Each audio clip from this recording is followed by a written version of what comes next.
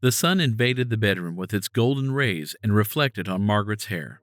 Grayson held a tray in his hands. He was walking carefully into the room when he noticed his wife was still fast asleep. He stared at her blonde hair that radiated under the rays of the sun.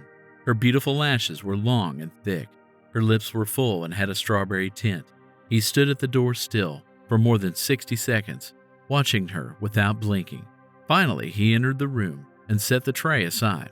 He pecked her cheek, and she didn't even budge.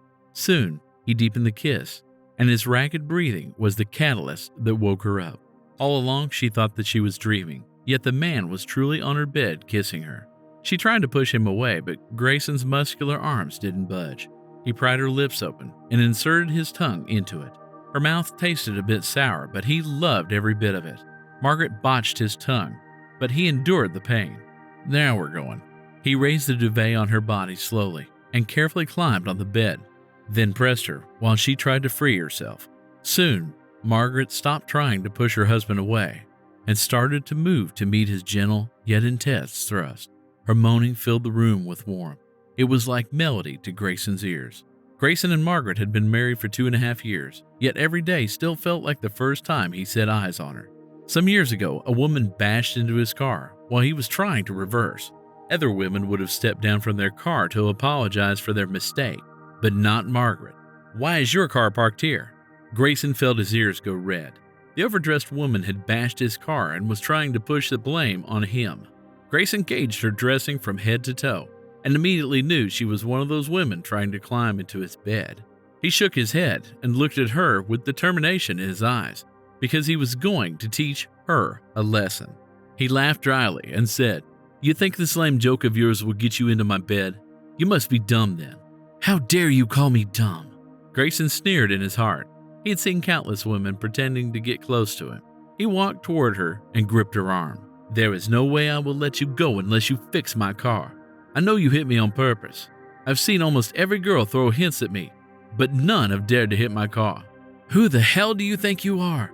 "Well, Boston women might be head over heels for you, but certainly not me.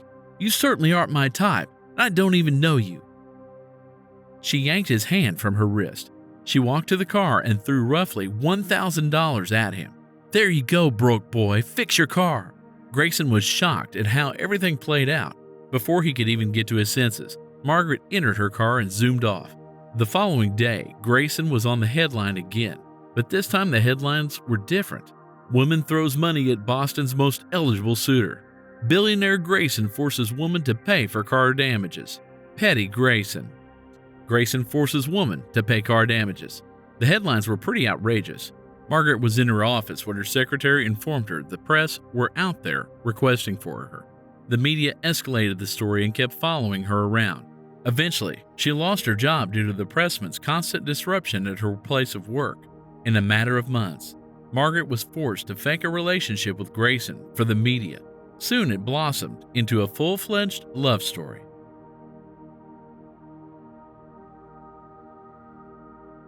The couple got up from bed, and Grayson carried Margaret into the bathroom. He cleaned her up in the bathroom while doing so, he felt heat rise in his body. Margaret had lately been punishing him sexually. Today he was determined to make the most of it. However, immediately, she felt something poke her. She demanded for the sponge, but Grayson refused to hand it over. Soon they were dragging the sponge. By the time Margaret decided to let go of the sponge, Grayson wasn't expecting it, so he lost his balance and fell. She tried to assist him and discovered he was bleeding. She called an ambulance, and he was rushed to the hospital. At the hospital, Grayson's mom, Patricia, showed up. She looked at Margaret disdainfully. She never liked her from the day they'd met. She believed Mag's nagging would be the death of her son. She asked the security to throw Mag out of the hospital and proceeded to take care of her son. In a few hours, Grayson woke up to find his mom by his bed. "Where's Maggie? You almost lost your life, and all you can think about is Maggie? What's so good about her?" "Mom, it was a minor cut. I slipped while bathing." "You're trying to cover up for that bitch.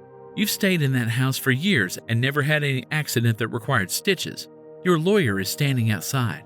He has divorce papers with him. Sign it and move on with your life. Let's pay her off and then you can get married to Natasha." Grayson glared at his mom and removed the IV drip from his hands. The security men outside did not dare block his path when they saw him angry. "What are you doing? Grab him now!" Patricia ordered the security men. Grayson was moving around the underground parking lot, hoping Maggie was still waiting around. A white Rolls-Royce parked before him. Frail-looking girl wearing a gown that showed her curves alighted the car. "Hello, Grayson. What do you want? Why do you keep acting like we're enemies? We grew up together. You never saw me as a woman." "Well, Natasha, I'm a married man." Maggie, who had been in the car waiting, decided to take a walk around the parking lot. When she alighted the car, she saw the most outrageous scene in her life. She saw Natasha move close to Grayson, and he didn't shove her away. Natasha wrapped her arms around Grayson's shoulders and whispered, "Your wife is a gold digger. If we offer her some money, she will leave. I truly love you." From Margaret's end, it seemed as though they were kissing, and before Grayson could reply to Natasha, Maggie was already behind the duo. Grayson suddenly pushed Natasha, and she fell. "Why did you push her? Weren't you enjoying a steamy session with your lover?" They heard a resounding clap from behind, and it was coming from Patricia. "Finally, she knows. Signing the divorce papers shouldn't be a problem now."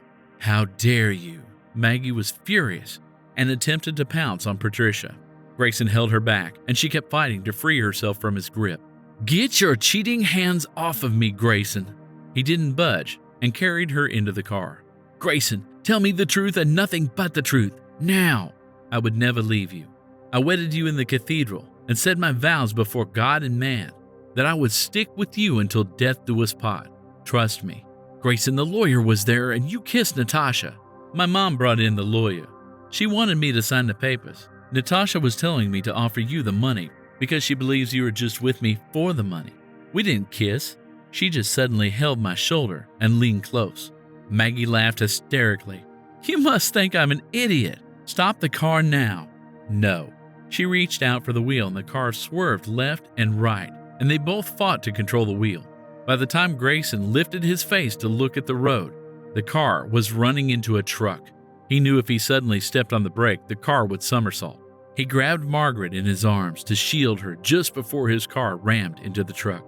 Margaret heard the blaring sound of both car horns before she suddenly became unconscious. Although Margaret had a few bruises, she didn't wake up until 1 week later because she was in shock. The smell of disinfectant invaded her nose and nauseated her. Images of an accident flooded her mind. She remembered her husband had shielded her before the crash. She removed the IV and got out of bed. At the hospital reception, she heard a broadcaster mention the burial of a certain business mogul, Grayson Humphrey. Her eyes widened in shock. She quickly hailed a taxi to St. Mary's Cathedral.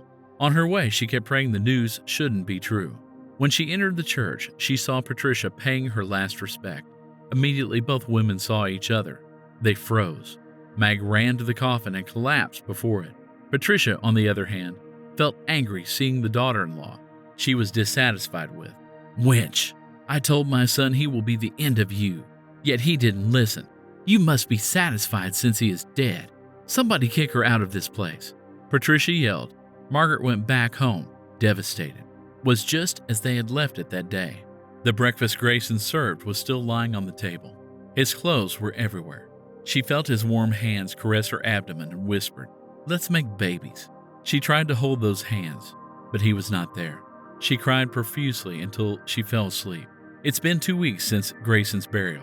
When she noticed she was running out of food, she managed to visit the shopping mall, only to discover all the cards Grayson had given her had been blocked. She knew Patricia was behind it. For a week plus, all she did was cry herself to sleep, eat chocolates, drink water, and then cry. She had no clue where her life was currently headed. She knew she had become a poor widow, with just a house filled with memories of her husband. "Gray, can you get me some chocolates?" she asked from her sleep, and when she woke up, she discovered she was dreaming about him again. She walked into the kitchen and picked up some chocolates, and then she discovered she had exhausted them. Inside the jar, she saw an envelope. She had never picked her chocolates before. It had always been Gray's duty, and he performed the task excellently. She tore the envelope open and found a letter in it. It was a letter from Grayson. It read, "Dear Maggie, I want to spend the rest of my life with you. I want to watch you curl up and sleep. I love you. That won't change. Maggie, if you found this envelope, then it means I'm no longer by your side. You never got a chocolate bar yourself since we got married. I pray to God that one day you'd never get chocolates yourself. My mom would always say, Margaret will be the end of you. Maggie, in your stead, I will happily die over again. I will shield you from the world. I'd stand against nations and anyone who dares to speak hate to you.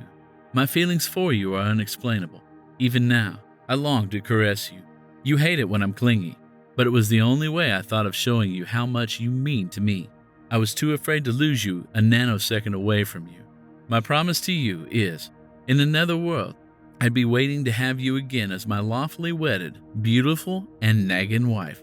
My love for you is unconditional and never ending. You are the brightness in my life and the meaning behind my smile. I hope I was able to prove how much I love you. P.S. Check the envelope and you'll find another paper. Take it to the bank and you'd be paid monthly for as long as you live. Your loving and daring husband. At this point, Margaret broke down in tears. She realized how she had cheated herself. She knew deep down she spent all the time she had with Grayson whining about pretty things rather than enjoying and living in the moment. Death, how cruel you are. Grayson, what will I do with all the money when you are not here?